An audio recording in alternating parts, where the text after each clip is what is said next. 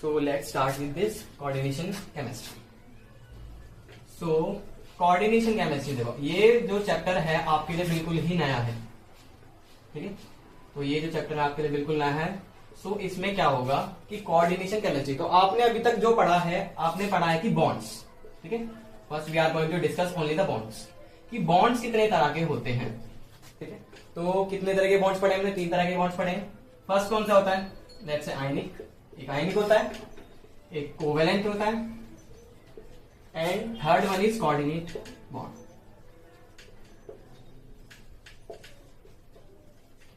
ठीक है। So now ionic, covalent and the coordinate bond. So इनमें क्या क्या है इसके बारे में वो डिस्कस करते हैं। देखो आयनिक का मतलब होता है ions, sorry this is ions. तो आयंस में क्या होता है? इसमें particularly cations and the anions, एक पार्टिकुलर कैटायन और एनायन मिलके इनमें जो फोर्सेस लगते हैं that are electrostatic forces. So ionic solids किसे, सॉरी आयनिक कंपाउंड्स किसे बोलेंगे, या आयनिक बॉन्ड्स के बारे में बात करें तो जिसमें कैटायन प्रेजेंट होता है और एक एनायन प्रेजेंट होता है और उनमें इलेक्ट्रोस्टैटिक फोर्सेस ऑफ अट्रैक्शंस लगती हैं, ठीक है। तो electrostatic force of attractions are those attractions which are exhibiting between the charges. They can be same charge or opposite charge, but in case of ionic, these are the forces between the opposite charges. Now, come to covalent. So, covalent में क्या होता है? Covalent it is sharing of electron. यानी ये जो bond arise होता है ये किस वजह से होता है? इलेक्ट्रॉन की शेयरिंग से। और ये वाला जो बॉन्ड था ionic, that is due to the total transfer of electron, total transfer of electron. Let's have an example, ionic का एग्जांपल ले रहे हैं, ठीक है। सो आयनिक का एग्जांपल हम लेते हैं NaCl।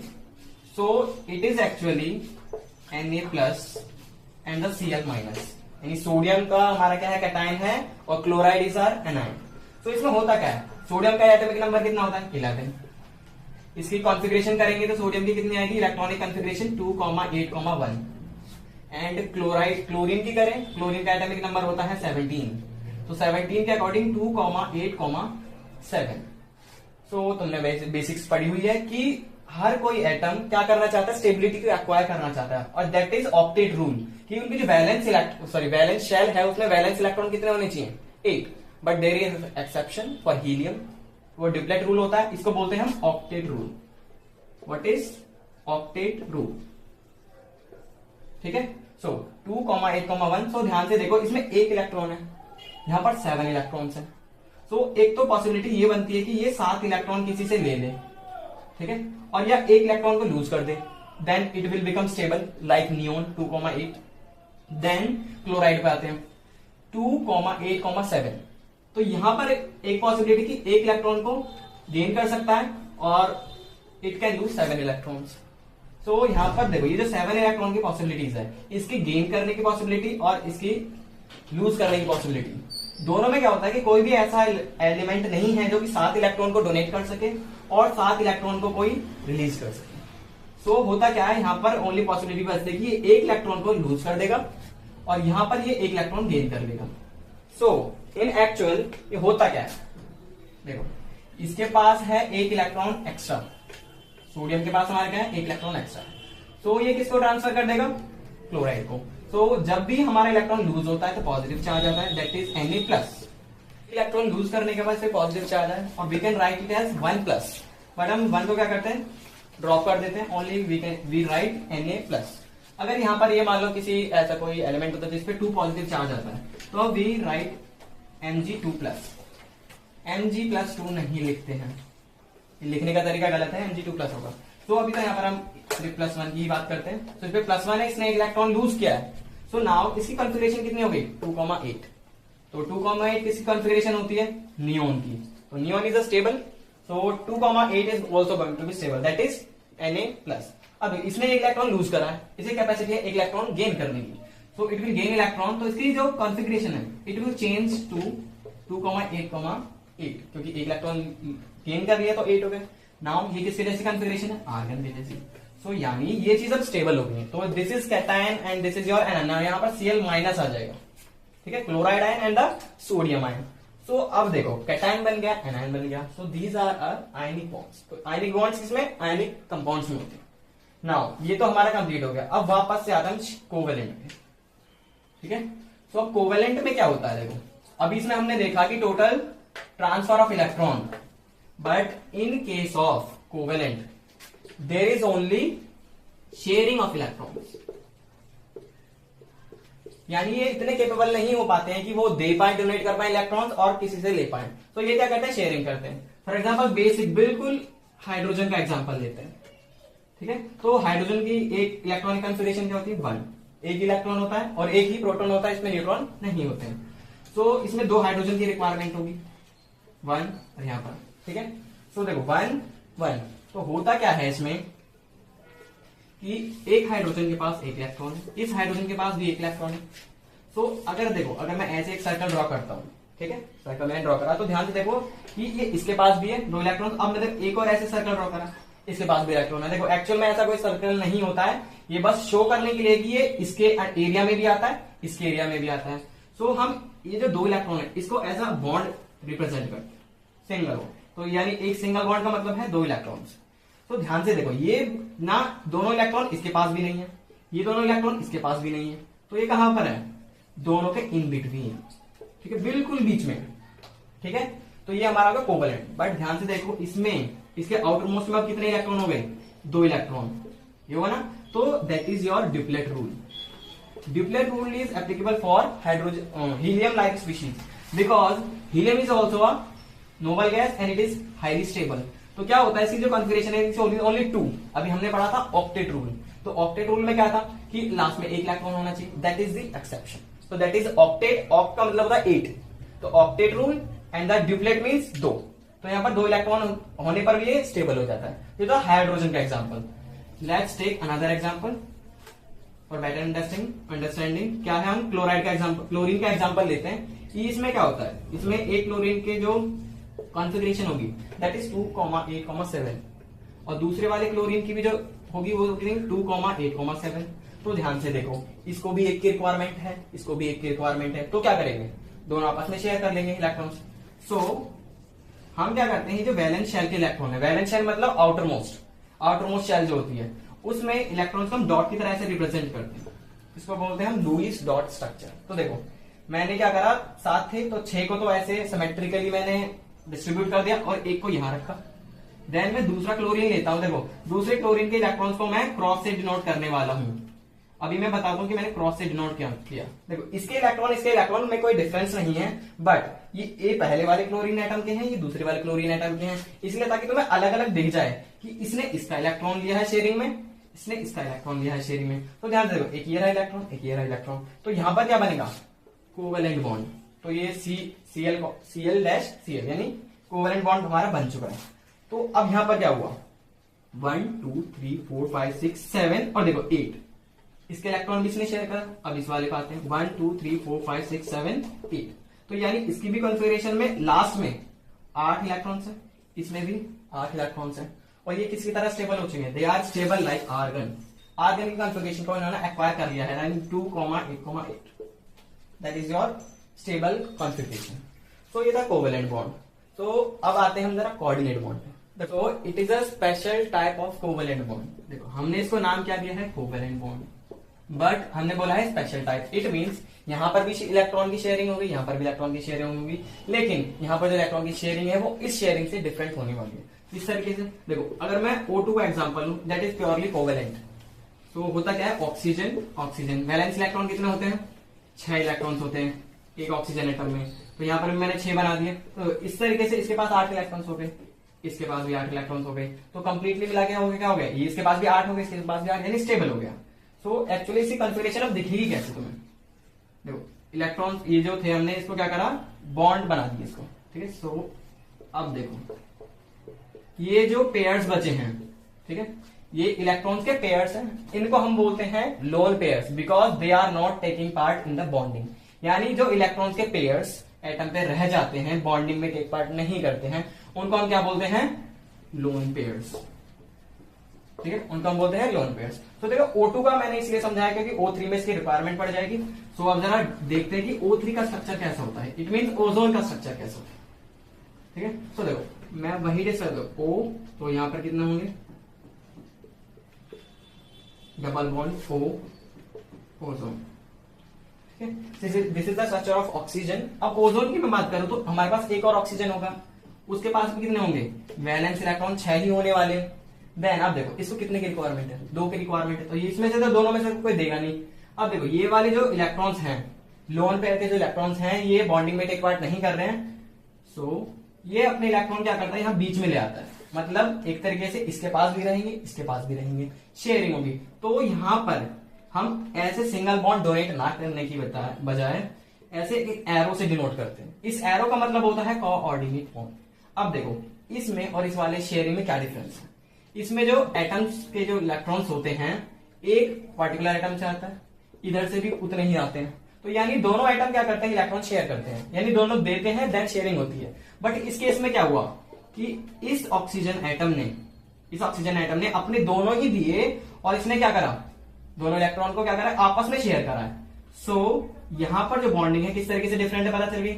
Let's say take an example कि तुम 2 दोस्त हो, 2 दोस्तों में क्या होता है कि भैया एक भिखारी है, मतलब उसके पास पैसे नहीं है, और दूसरे के पास क्या है, उसमें पैसे हैं, तो क्या करेगा, खाना दोनों को है। जैसे चिली पटेटो में जाते हैं खाने, तो क्या होता है, दोनों को खाने ही होते हैं, बट क्या होता है, पैसे एक ही पे करता है। तो यहां पर वही सिस्टम है कि इलेक्ट्रॉन जो है वो है इस वाले के, फर्स्ट नंबर देते हैं इसको, ठीक है, फर्स्ट नंबर वाले ऑक्सीजन के ये इलेक्ट्रॉन्स हैं, और सेकंड वाले ने भी शेयर किए हैं। तो that kind of bond is known as coordinate bond, और we can say it is a special type of bond. वो भी कौन सा, कोवेलेंट बॉन्ड। यानी एक्चुअली कोवेलेंट और coordinate both are covalent bond, but थोड़ा सा डिफरेंस होता है इनमें, ठीक है। तो अब जो हम कोऑर्डिनेशन केमिस्ट्री में डिस्कस करेंगे वो मेजरली जो हमारा एम होगा वो इस पे होगा। फोकस जो करना है हमें कोऑर्डिनेट बॉन्ड पे ही करना है। ये जो 3 बॉन्ड से जस्ट तुम्हारी नॉलेज के लिए था कि जो तुमने पहले पढ़ा हुआ है, बिकॉज ये यूज होते ही रहेंगे तुम्हारे आगे आगे, ठीक है। तो देखो अब हम डिस्कस करेंगे पूरी कोऑर्डिनेशन केमिस्ट्री की स्टार्टिंग, कि एक्चुअल में कोऑर्डिनेशन केमिस्ट्री में होता क्या है। अभी तक तो हमने सिर्फ बॉन्ड को डिस्कस किया। सो हमने अब कोऑर्डिनेट बॉन्ड के बारे में पढ़ लिया, तो अब हम पढ़ेंगे कोऑर्डिनेशन केमिस्ट्री क्या है, ठीक है। सो देखो कोऑर्डिनेशन केमिस्ट्री से पहले हमें पढ़ना है कोऑर्डिनेशन कंपाउंड्स क्या होते हैं। अब देखो कोऑर्डिनेशन कंपाउंड के बारे में हमें पता चल गया कि क्या है, तो उनकी स्टडी को ही हम क्या बोलते हैं, कोऑर्डिनेशन केमिस्ट्री। तो हम पहले पढ़ेंगे कोऑर्डिनेशन कंपाउंड्स क्या होते हैं। सो इस वाले में पार्टिकुलर हम डिस्कस करेंगे कि एक बीच में क्या होता है, मेटल होता है, ठीक है। मेटल लीगेंड से जुड़ा होता है। अभी हम डिस्कस करेंगे लीगेंड क्या है एक्चुअल में, ठीक है। जैसे अभी मैं ड्रॉ कर रहा हूं कि एक्चुअल में मेरे को बताना क्या। तो इसमें कोऑर्डिनेशन केमिस्ट्री में क्या होता है, एक मेटल कैटायन होता है। ऑब्वियसली मेटल तो हमेशा कैटायन फॉर्म करेगा, एनायन फॉर्म नहीं करता है। सो मेटल कैटायन होता है, और यहाँ पे ये जो लीगेंड है, ठीक है, लीगेंड ध्यान से देखो, ये जो एरो बनाए हैं मैंने, एरो क्या है, अभी हमने पीछे पढ़ा था कि ऑक्सीजन का मॉलिक्यूल ऐसा होता है, उसमें एरो से मैंने डिनोट करा, that is your covalent sorry coordinate bond. तो यहाँ पर भी ये जो एरो है, these are the coordinate bonds. So it means, इससे तुम्हें क्या पता चलता है कि ये जो मैं एल से डिनोट करता है, एल मतलब लीगेंड, तो यानी इनके पास लोन पेयर होने जरूरी है। तो ये लोन पेयर क्या करेंगे, इसको डोनेट करेंगे, और ये क्या बनाएंगे, यहाँ पर कोऑर्डिनेट बॉन्ड बनाएंगे। सो लीगेंड की डेफिनेशन अगर मैं बोलना चाहूं तो लीगेंड क्या है, ठीक है। तो लीगेंड की मैं डेफिनेशन बताऊं, एनी स्पीशीज, ठीक है, वो मॉलिक्यूल भी हो सकती है, आयन भी हो सकता है, कुछ भी हो सकता है, ठीक है। तो any species which have a lone pair, ठीक है, एक लोन पेयर उसकी डोनेट करने की कैपेसिटी है, तो उसको हम क्या बोलेंगे, लीगेंड। फॉर एग्जांपल मैं क्लोराइड आयन की मैं बात करूं, देखो इसके पास तो कितने होते हैं, देखो क्लोराइड आयन के पास कितने होते हैं, 4 लोन पेयर होते हैं, ठीक है। अब ऐसी मैं बात कर लूं तुम्हारा वाटर की, वाटर के पास 2 लोन पेयर है, तो 1 लोन पेयर करने की कैपेसिटी होती है, ठीक है। तो और ये याद रखना कि एक स्पीशीज, यानी फॉर एग्जांपल क्लोराइड आयन की मैं बात करूं, बेशक 4 है इसके पास, 4 में से कितने डोनेट करेगा, 1 ही डोनेट करेगा, यानी एक एटम 1 लोन पेयर डोनेट करता है। ऐसे ही इसमें ऑक्सीजन में ये 1 ही डोनेट करेगा, डोनेट नहीं करता एक्चुअली, वो शेयर करता है, ठीक है। तो यहां पर समझ में आ गया होगा कि जो मेटल कैटायन होता है और जो लीगेंड होते हैं उनके बीच में कैसा बॉन्ड बनता है, कोऑर्डिनेट बॉन्ड। तो ऐसे ही कंपाउंड्स को हम क्या बोलते हैं, कोऑर्डिनेट कंपाउंड्स या फिर कोऑर्डिनेशन कंपाउंड्स बोलते हैं, ठीक है। और इनका एक और नाम होता है अलग से, कॉम्प्लेक्स, ठीक है। अब देखो इनको कॉम्प्लेक्स क्यों बोलते हैं, अभी वो हम डिस्कस करेंगे, ठीक है। तो इतना समझ में तो आ गया होगा कि बीच में क्या होता है, मेटल कैटायन होता है, एनायन होता है, सॉरी एनायन नहीं होगा, कैटायन होता है, और यहाँ पर लीगेंड्स होते हैं, उनके पास लोन पेयर्स होते हैं, और लोन पेयर डोनेट करके वो मेटल को क्या करते हैं, यहाँ पर एक कोऑर्डिनेट बॉन्ड बनाते हैं। और एक चीज डाउट तो आ ही रहा होगा कि यहाँ पर जो मेटल है, भाई मेटल जो मान लो उस पर पॉजिटिव चार्ज है, 2 प्लस 3 प्लस कितना भी हो सके, इसलिए मैंने लिखा है यहाँ पर n प्लस। तो वो इलेक्ट्रॉन कैसे एक्सेप्ट कर सकता है?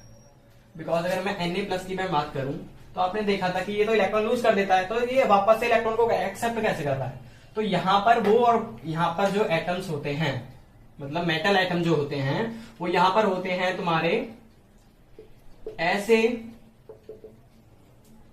ऐसे मेटल कैटायंस होते हैं जिनमें डी ऑर्बिटल्स क्या होते हैं, खाली होते हैं, एम्प्टी होते हैं।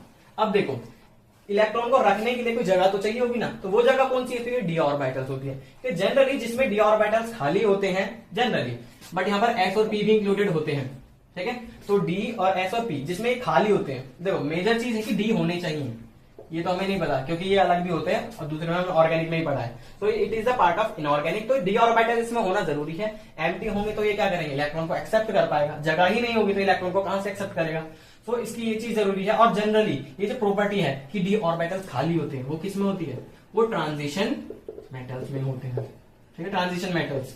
और उनको हम क्या नाम कौन से ब्लॉक में आते हैं, they comes under the D block, ठीक है, डी ब्लॉक एलिमेंट्स, ठीक है। तो अभी हमने डिस्कस करके मेटल कैटायन होता है, लिगेंड होते हैं, और ये जो मेटल होता है वो कैसा होना चाहिए, डी ऑर्बिटल्स खाली होने चाहिए, ठीक है। तो यहां से अब तुम्हें कोऑर्डिनेशन कंपाउंड के बारे में पता चल गया, और इसी की स्टडी को, इन्हीं सब की स्टडी को हम बोलते हैं कोऑर्डिनेशन केमिस्ट्री।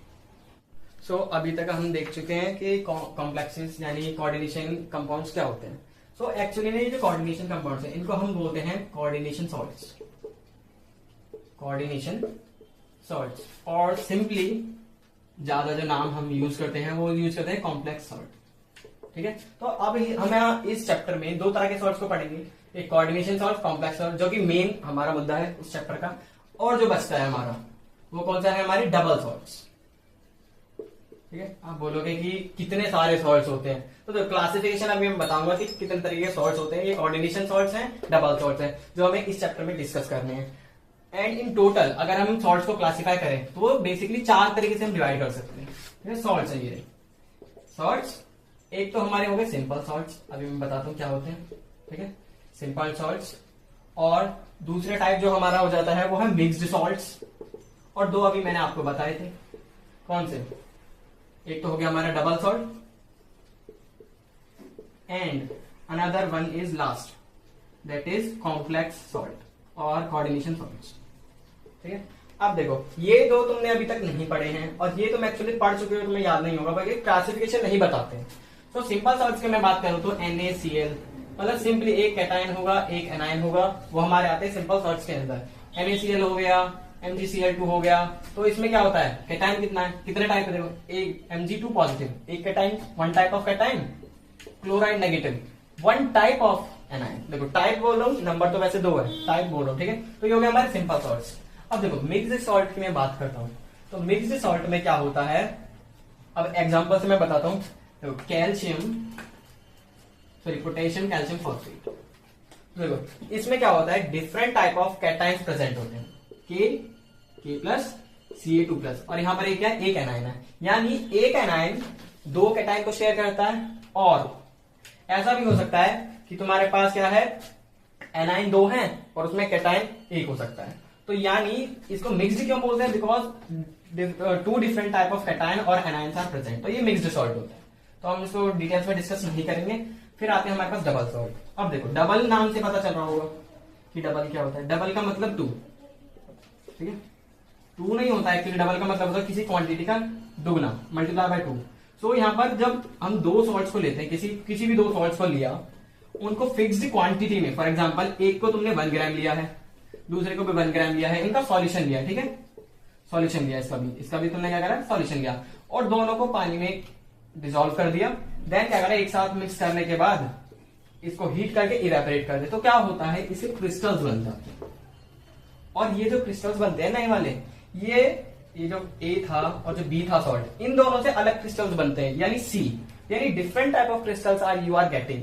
तो इट मीन्स तुमने जब 2 डिफरेंट सॉल्ट्स को क्रिस्टलाइज करा दो, that a process is known as crystallisation, कि तुमने डिसॉल्व करा, हीट करा, देन उसको क्या हो गया, ठंडा करने पे, कूल होने पे वो क्रिस्टल्स बन गए, that is known as crystallization. So यहाँ पर एक नई चीज बन के आती है, तो इसको बोलते हैं हम डबल सॉल्ट। अब देखो डबल किस वे में होता है कि जिसकी जितनी क्वांटिटी इसकी लेते हो उतनी क्वांटिटी इसकी लेनी है, और हम इसको बोलते हैं इक्विमोलर, यानी इक्विमोलर क्वांटिटी।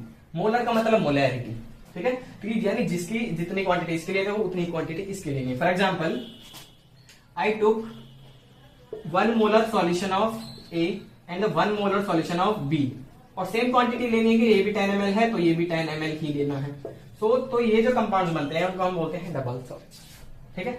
नाउ अब आते हैं कॉम्प्लेक्स सॉल्ट्स, ठीक है। अब देखो अभी तो मैंने पढ़ा है कि कॉम्प्लेक्स सॉल्ट्स क्या होते हैं। सो एक एग्जांपल लेते हैं Fe साइनाइड का O6 3+। सो देखो यहाँ पर ये थोड़ा फर्स्ट टाइम देखा होगा कि क्या लिख दिया हमने, ठीक है।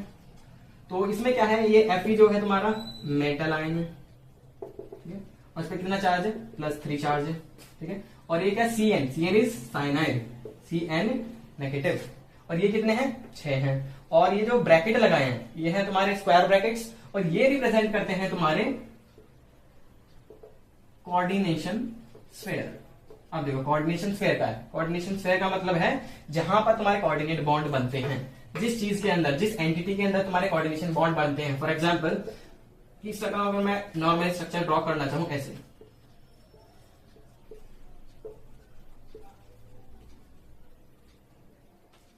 तो यहां पर मैंने कितने करे 6, 1 2 3 4 5 एंड 6। तो देखो यहां पर कार्बन से डोनेशन हो रही है, यहां पर लोन पेयर्स की। सो ये जो पार्ट है इस पे ओवरऑल कितना चार्ज है 3+। तो ध्यान से देखो ये एक रेडिकल है, अभी तुमने रेडिकल पढ़ा होगा। रेडिकल इज समथिंग जो 1 यूनिट की तरह क्या करता है, बिहेव करता है। So this whole part is acting as a 1 unit, so it is a radical. और तो यानी ये हो गया हमारा रेडिकल। तो ये पॉजिटिव भी हो सकता है, नेगेटिव भी हो सकता है, और इसमें इसका नाम क्या दिया है, कोऑर्डिनेशन स्फीयर। तो ऐसे कंपाउंड्स जिसमें क्या होते हैं, कोऑर्डिनेशन बॉन्ड प्रेजेंट होता है, मेटल होता है, लिगेंड होते हैं, उनको हम बोलते हैं कॉम्प्लेक्सेस, या फिर बोलते हो कॉम्प्लेक्स सॉल्ट्स, ठीक है। इसमें भी कैटायन और एनायन होते हैं। देखो यहाँ 3+ है तो मान लो मैं यहाँ पर Cl3 लगा देता हूँ। Cl3 का मतलब देखो यहाँ अभी मैं क्लियर करता हूँ, देखो क्या चीज है ये। अभी मैंने एग्जांपल लिया Fe साइनाइड O6 और 3+ चार्ज है तो मैंने क्लोरीन 3। देखो Cl3 का मतलब यहाँ पर कोई क्लोरीन के मॉलिक्यूल मैंने जनरेट नहीं किया है, इसका मतलब है कि यहाँ पर 3 क्लोराइड आयन प्रेजेंट है। इस पे 3+ चार्ज है तो नहीं, इस पे तो देखो कैटायन और एनायन तो पर्टिकुलर सॉल्ट्स है ना। और किसके सॉल्ट्स हैं, देखो कैटायन एनायन जहां होता है उसको हम सॉल्ट बोलते हैं। कोऑर्डिनेशन बॉन्ड बन रहा है इसमें, कोऑर्डिनेशन बॉन्ड बन रहा है इसमें, तो इसलिए हमने इसको बोला कोऑर्डिनेशन सॉल्ट। और देखो ये जो पार्टिकुलर, ये जो स्क्वायर ब्रैकेट्स में मैंने लिखा है, इस एंटिटी को, इस रेडिकल को हम बोलते हैं कॉम्प्लेक्स आयन, कॉम्प्लेक्स आयन, ठीक है। हमने इसको क्या बोला है, कॉम्प्लेक्स आयन बोला। तो इसीलिए इन कंपाउंड्स को हम और क्या बोल देते हैं, सिंपली कॉम्प्लेक्सेस, ठीक है। ये जो हमारा पार्ट बनता है, एंटिटी बनती है जिसमें हमारे कोऑर्डिनेट बॉन्ड्स होते हैं, उसको हमने बोला कॉम्प्लेक्स आयन। और वही इसी से ड्राइव होकर हमने इनका नाम क्या रख दिया, कॉम्प्लेक्सेस, ठीक है। ये चीज क्लियर होगी कि एक्चुअल में ये क्या होते हैं। तो अब हम डिस्कस करेंगे मेजरली मिक्स्ड सॉल्ट, सॉरी हम पहले डिस्कस करेंगे डबल सॉल्ट्स, देन फिर जो पूरा चैप्टर बचा हुआ होगा उसमें हम डिस्कस करने वाले हैं पूरी सारे कॉम्प्लेक्सेस को, ठीक है। तो रब करता हूं मैं जरा, फिर हम देखते हैं कि कॉम्प्लेक्सेस होते क्या। अभी हमने पढ़ चुके हैं कि कॉम्प्लेक्सेस क्या है, ये क्या है। तो इनमें मेजरली हमें डिफरेंस पढ़ना है कि डबल सॉल्ट एक्चुअल में हो क्या है। अभी मैंने एक भी एग्जांपल आपको नहीं दिया है डबल सॉल्ट का, तो मैं एक एग्जांपल पहले डबल सॉल्ट का दूंगा, देन वी विल डिस्कस। सो एक सॉल्ट का नाम है मोहर salt, it is famous example मोहर सॉल्ट। तो मोहर सॉल्ट एक्चुअल में it is common name, IUPAC name नहीं है बिल्कुल भी। सो ये क्या होता है, फेरस अमोनियम सल्फेट। देखो फेरस सल्फेट तुमने सुना होगा, FeSO4। अमोनियम सल्फेट क्या होता है, NH4 का होल ट्वाइस SO4, ये होता है ना अमोनियम सल्फेट। तो यहां पर ये हो चुका है। तो अब देखो जब इन दोनों की इक्वल क्वांटिटी लेते हैं, एक सॉल्यूशन में डालते हैं, मतलब दोनों का सॉल्यूशन बना लिया, फिर उसको हीट करा, उसको कूल करा, तो न्यू टाइप ऑफ क्रिस्टल्स बनते हैं। तो वो बनते हैं हमारे मोहर सॉल्ट के क्रिस्टल्स। तो इसका जो फॉर्मूला होता है, मोहर सॉल्ट का फॉर्मूला FeSO4 डॉट NH4 का whole twice SO4 dot 24H2, ठीक है। इसमें क्या होता है डॉट 24H2O। ये जो 24 नहीं 6 मोल्स ऑफ H2O। जो 24 होता है वो पोटेश एलम के फॉर्मूले में होता है। तो जो पोटेश एलम होता है वो क्या होता है, अभी नेक्स्ट एग्जांपल उसका डिस्कस करेंगे, पहले हम इसको डिस्कस करते हैं। सो देखो, एक सॉल्ट ये रहा A, दूसरा सॉल्ट ये रहा, दोनों को इक्वल क्वांटिटी में मिलाया तो हमारे इसके क्रिस्टल्स बने FeSO4 डॉट अमोनियम NH4 का whole twice SO4 dot 6H2O।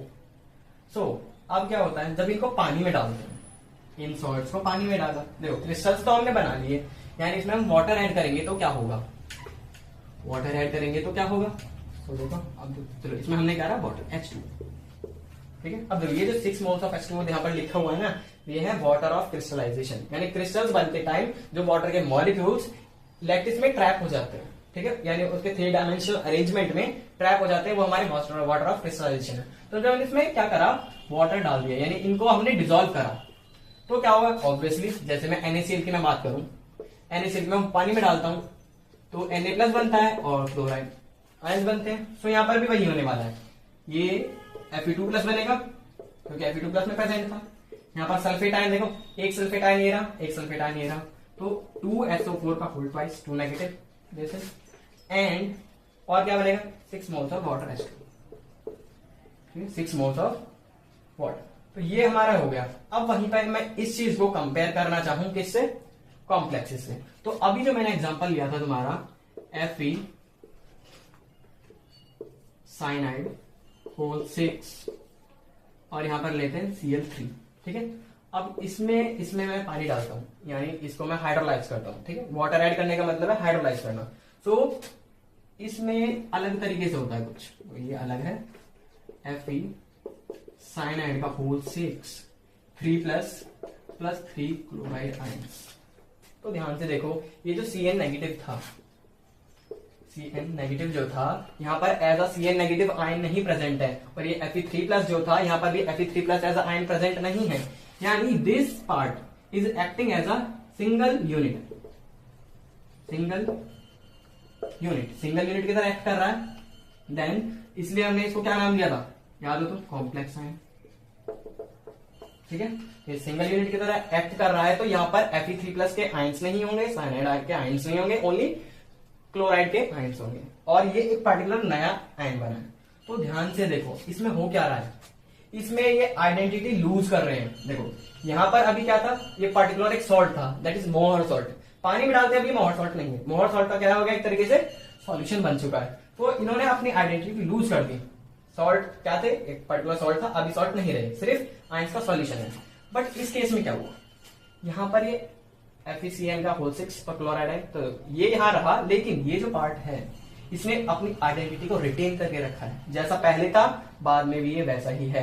तो डिफरेंस समझ में आया, मोहर सॉल्ट यानी डबल सॉल्ट और हमारे कॉम्प्लेक्सेस में क्या डिफरेंस होता है, ये अपनी आइडेंटिटी लूज कर देते हैं वाटर के प्रेजेंस में, और they do not their identity in the presence of water.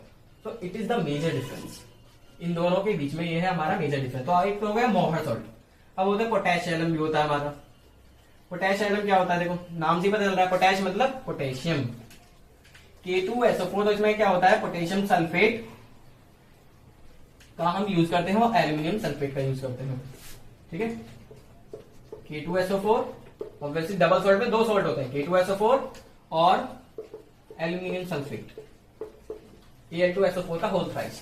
तो this is your A, this is your B, दोनों को मिलाओगे, पानी का सॉल्यूशन बनेगा, उसको हीट करोगे, कूल करने के बाद उसके क्रिस्टल्स बनेंगे। तो वो जो क्रिस्टल्स होते हैं उसका जो फॉर्मूला होता है वो होता है K2SO4 डॉट Al2SO4 का होल थ्राइस डॉट 24H। बताया था ना 24 मोल्स इसमें होते हैं, उसमें 6 होते हैं। तो it is your potash alum, potash alum.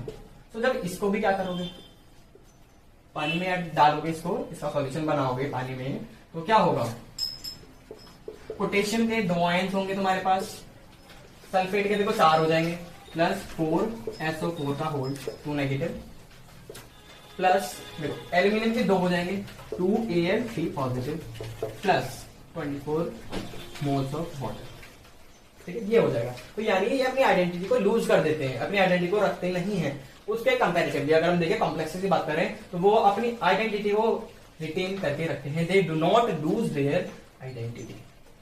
समझ में आएगा? This is a major difference कि दोनों में क्या होता है, ये लूज कर देते हैं आइडेंटिटी, कॉम्प्लेक्सेस लूज नहीं करते। तो that is all about coordination chemistry. और इनमें जो हमने डबल सॉल्ट और कॉम्प्लेक्स सॉल्ट है ये पढ़े हैं, देन इसके बाद हम फर्दर आगे पढ़ेंगे। तो जो हमारी जो नेक्स्ट वीडियो होगी उसमें हम कहां से स्टार्ट करने वाले हैं, थोड़ा सा रिवीजन इसका ही लेंगे। ये जो डबल सॉल्ट है और कॉम्प्लेक्स है, इनमें मेजर डिफरेंसेस, ठीक है, 6-7 होते हैं, वो हम डिस्कस करेंगे।